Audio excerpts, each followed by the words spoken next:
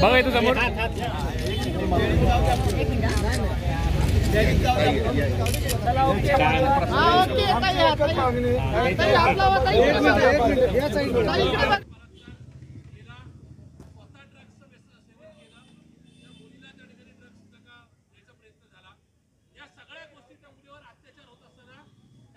नामांकित कॉलेजमध्ये अर्थात खूप जुनं नाही का एक कॉलेज आहे, मध्यवर्ती भागातलं आहे।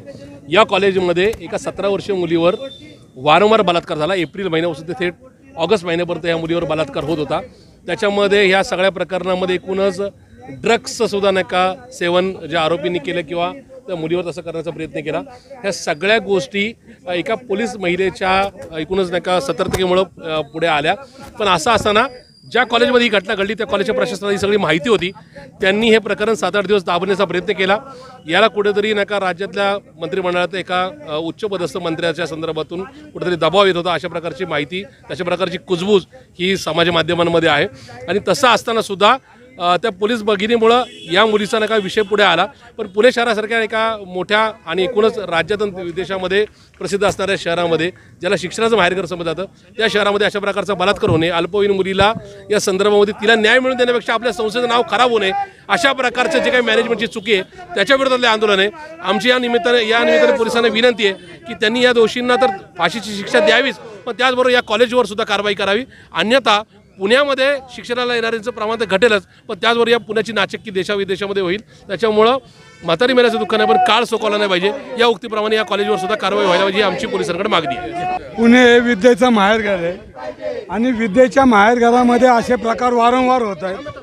पहिल्यांदा तर या मुली जो बलात्कार झाला, या मुलगी आहे 16 वर्षाची आणि ह्याच्यामध्ये परत ड्रगचा वास येतोय। म्हणजे अंमली पदार्थ घेऊन हे सगळे उद्योग केलेले आहेत। म्हणजे पुणे शहरामध्ये अंमली पदार्थ अजून विकले जातात आणि ह्याच्यामध्ये आपण ह्या सगळं प्रकरण बघितलं असेल तर 5-6 महिन्या मुलीवर अन्याय होत होता आणि हे संस्था चालकांना माहिती असून सुद्धा संस्था चालक याच्यामध्ये डोळे झाक करत होते। आमच्या याच्यामध्ये एक अशी माहिती मिळाली की याच्यामध्ये संस्था चालकांनी त्या मुलीचा दाखलासुद्धा घरी हातात देण्याची तयारी त्या पालकांकडे केली होती आणि दिलेला होता। आणि मग जर त्या मुलीला जर संरक्षण देता येत नसेल तर कमीत कमी त्याच वेळेला त्यांनी पोलिसांकडे जाऊन ती तक्रार नोंदवायला पाहिजे। पण त्या ठिकाणी असणारे संस्था चालक आणि काही शिक्षक आणि काही प्राध्यापक यांनी एकत्र येऊन हे प्रकरण दडपण्याचा जो प्रयत्न केला होता त्याच्या विरोधात आज आम्ही सगळे या ठिकाणी आलेले आहेत। आमची पोलिसांना याच्यामध्ये एक विनंती आहे की याच्यामध्ये कुठल्याही तपासामध्ये आपण त्रुटी न ठेवता जेणेकरून त्या मुलीला न्याय मिळाला पाहिजे। आणि खरं तर वाड्या कॉलेज हे नामांकित कॉलेज आहे, ते परिवार वाड्या कॉलेज आहे, ह्यांचं मोठं योगदान आहे आणि योगदानमध्ये अशी चुकीची लोक त्या संस्थेत जर काम करणार असेल तर ही संस्था बदनाम होती, पुणे शहर बदनाम होतं।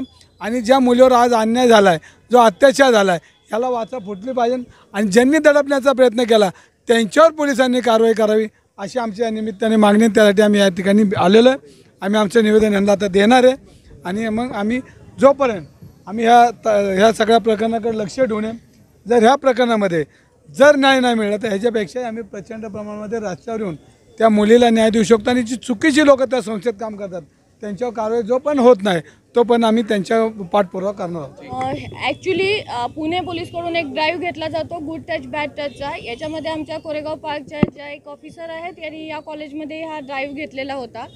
त्या कॉलेजमधली एक मुलगी थोडी डिप्रेशनच्या प्रॉब्लेमने परेशान होती, तर ती काउन्सिलरकडे जात होती। त्यावेळेला तिनं त्यांना सांगितलं की माझ्या एका मैत्रिणीच्या बाबतीत काहीतरी वाईट घडतं आहे आणि मला ते तुम्हाला सांगायचं आहे, कारण तिने हे लेक्चर ऐकलेलं होतं। त्यानुसार काउन्सिलरने त्या दुसऱ्या मुलीलाही बोलवून घेतलं, तिच्या आईवडिलांना बोलवून घेतलं। त्यावेळेला असं लक्षात आलं की जी दुसरी विक्टीम आहे या केसमधली तिचे इन्स्टावरती काही फ्रेंड्स होते आणि त्यांच्या बाबतीत तिचे काही फिजिकल रिलेशन आलेले होते। ही गोष्ट ट्रस्टींच्या समोर वगैरे उघडकीस झाल्यानंतर 23 तारखेला लेट नाईट हे सगळं प्रकरण पोलीस स्टेशनला आलं। आम्ही इमिजिएट त्याच्यामध्ये गुन्हा दाखल केला। त्याच दिवशी ह्याच्यामधले मुलीच्या मायनर असल्यामुळे पोस्को अंतर्गत हा गुन्हा आम्ही दाखल करून घेतलेला आहे आणि मुलीने त्याच्यामध्ये ज्या 4 मुलांची मुलांची नावं सांगितली, त्यातले 3 मुलं त्याच दिवशी रात्री आम्ही आणलेले होते आणि एक दुसऱ्या दिवशी आणला. याच्यामध्ये 2 मेजर आहेत ज्यांची वय 20 वर्ष आहे आणि 2 मायनर आहेत ज्यांचं वय 16 वर्ष आहे. याच्यामध्ये मेजर मुलांना 27पर्यंतची पोलीस कस्टडी मिळालेली आहे. मायनर मुलं जे आहेत त्यांना रिमांड होममध्ये 7 तारखेपर्यंत ठेवण्याबाबत कोर्टाचे आदेश झालेले आहेत तसे. आणि डिजिटल एव्हिडन्स जे आहेत याच्यासाठी सगळे मोबाईल जप्त केलेले आहेत आणि त्याच्यावरती आमचा तपास चालू आहे.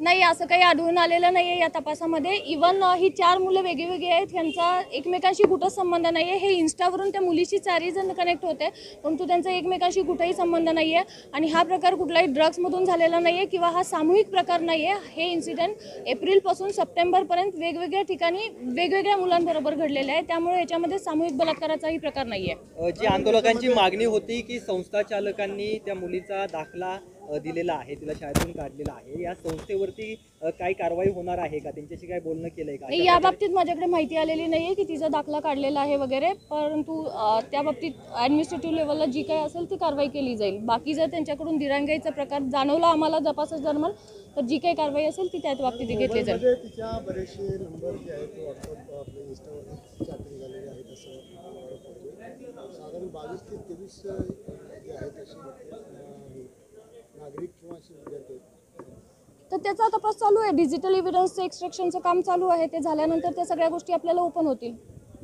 आहे का त्याचं? तेच लावलेले आहेत मोबाईल, आता त्याच्यावरती बघूया आपण, त्याच्यामध्ये माहिती येईल. जणांना आरोपी केला त्याच्यामध्ये तिनं जे 4 जण फिर्यादमध्ये सांगितलेली होती त्यांचे आपण घेतलेले आहे. तिनं नावानिशी जी फिर्याद दिलेली आहे त्या 4 आरोपींना आपण घेतलेलं आहे. पुढचे आरोपी या एव्हिडन्समधून आपल्याला मिळाल्यानंतर त्यांच्यावरती ही कारवाई करण्यात येईल.